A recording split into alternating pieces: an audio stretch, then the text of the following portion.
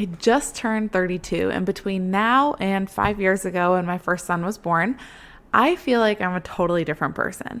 Now, sometimes you can sense this divide between moms who are young, moms kind of in that in-between age, and then those moms who wait until their 30s or later to have kids. And so I want to give some encouragement today to the mom under 30 because I was there. That was me when I became a mom, and I have some encouragement for you today.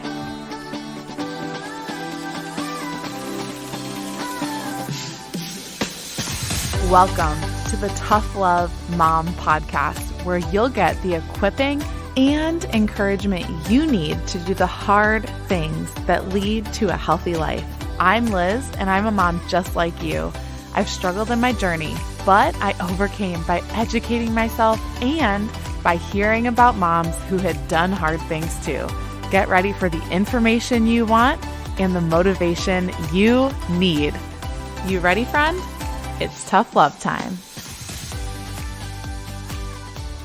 Reflecting back on my last 5 years as a mom and now being a couple modest years into my 30s, I have some things that I've learned along the way that I just want to impart to moms, especially who are younger than me, under 30 and maybe early on in the years, because I wish I knew these going into motherhood at the age that I did.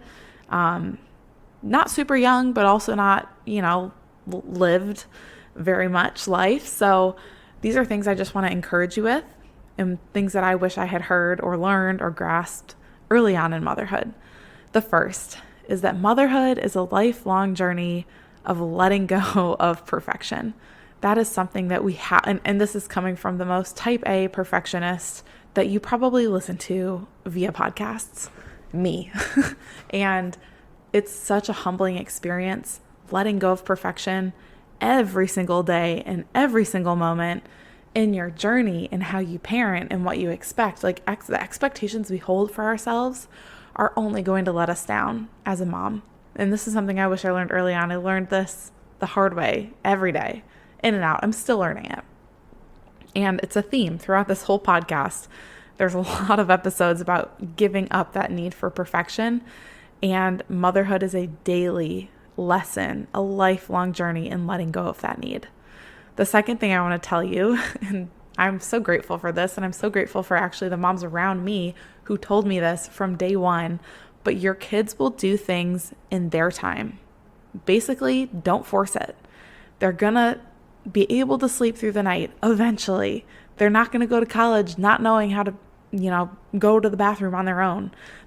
They're going to go to college being able to get themselves dressed. The kids will do things on their own timeline. It will all work out. Stuff like potty training, stuff like learning how to walk and talk. We didn't rush our kids into, but we also didn't just like lazily sit by and not try. Does that make sense? It will happen in their time.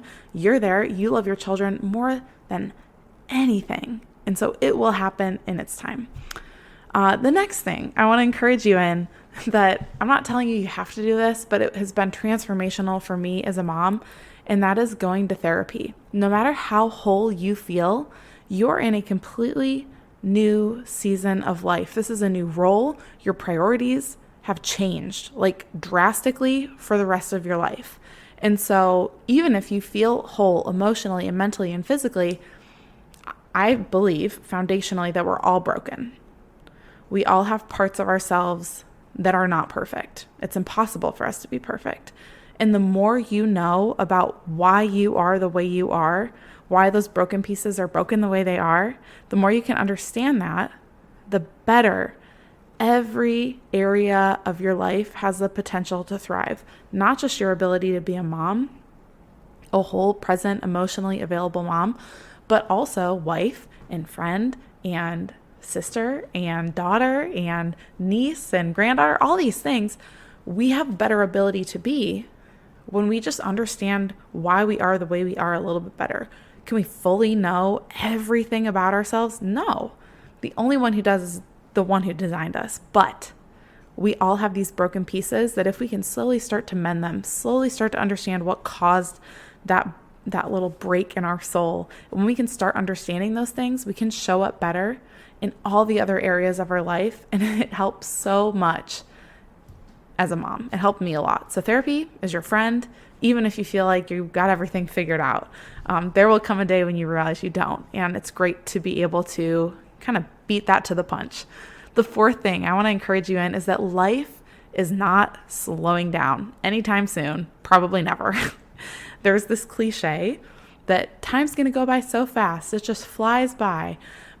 But I like to think of it as life is not slowing down, and not in a negative way, but more in a sense to remind you to look around more often, take in where you are.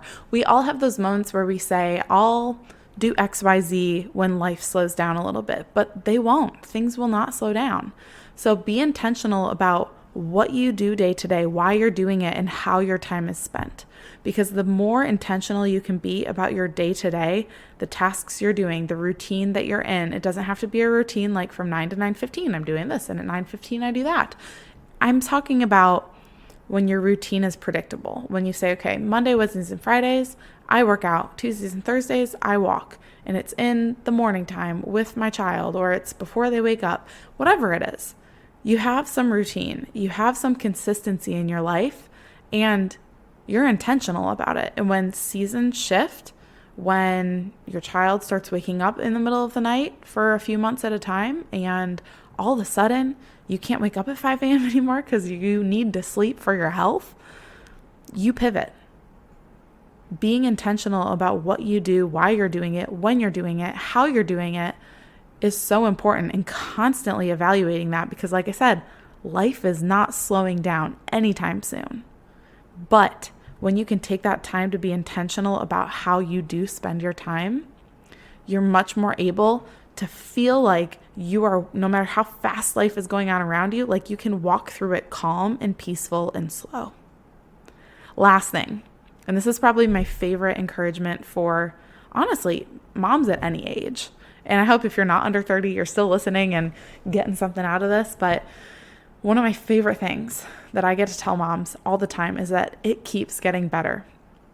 There's this worship song, and it's actually about, it's praising God, saying, you keep on getting better, keep on getting better. And it keeps going like that. And whenever I think about this concept, the fact that motherhood and life in general will just keep getting better, I sing that song in my head. But I always find myself saying this to people, whether they're newlyweds or new moms. If it's a season I've already walked through and I can look back on that and then look at where I'm at now, man, it truly does just keep getting better.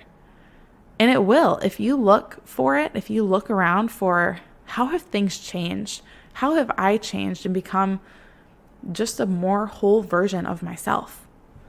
How have I grown? And if you keep working on those other 4 things that I talked about, that I brought up, and realizing motherhood's a lifelong journey of letting go of perfection, that life's not slowing down, if you can get to therapy and just continue to grow as a person, and if you realize that things keep getting better and your kids will do things on their own time, you're going to be able to go, man, this is good.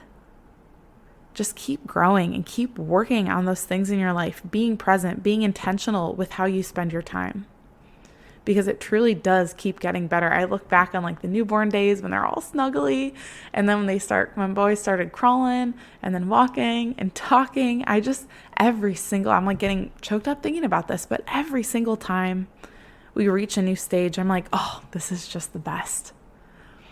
And part of that's perspective. And I've had my own like mental struggles in certain seasons too, where it's really hard and it's hard to ever say that. But big picture, and on the good days, if you can go, wow, like I love this right now. And not that you have to love it. I did not love not sleeping through the night for 14 months. I did not love my nipples hurting from breastfeeding early on. I did not love those things. But when you can take a step back and look at the big picture and realize how awesome some of this is, man, you just soak it up. Not because time's going by fast. It does, even though that's cliche, but life's not slowing down for us. So keep just being where your feet are, because it does keep getting better. If this encouraged you at all today, I would just love if you could share this with a friend, if you would share this to your stories, leave a review if you haven't gotten the chance to do that yet. If you're new to the podcast here, welcome. I'm so glad you're listening. We're in a season of a bit of transition, and it's really exciting to be here and just kind of be like trudging through it and figuring it all out as I go. But please review the podcast if you've never gotten a chance to do that. Let me know what's spoken to you, what you've loved as we continue this small little pivot. It's mostly a branding and visual one because, to be honest, the content that the content really won't change. It's more so of the big picture message, and this more so being about moms can do hard things, and you're able, and I'm here to help educate and guide you in that. Along with other experts I'll be bringing on. So just leave a review if anything lately has spoken to you and you've never gotten a chance to do that on whatever app you listen to. All that does is help other moms find this podcast so they can continue to get equipped and encouraged to do hard things as well. So I will talk to you next time. In the meantime, I want you to get after it, focus on these 5 things, take away one thing from it that just spoke to you, and I'll talk with you next time. Before you go, thank you for spending this time with me on the Tough Love Mom podcast. If this episode encouraged you in any way, the number one way you can thank me is to leave a review letting me know how the show has impacted you. Then send this episode to another mom friend, or take a screenshot, post it on social media, and tag me so I can personally thank you for helping me on this journey to impact thousands of moms. I'm so grateful to be on this journey with you, sister. Until next time, get after it.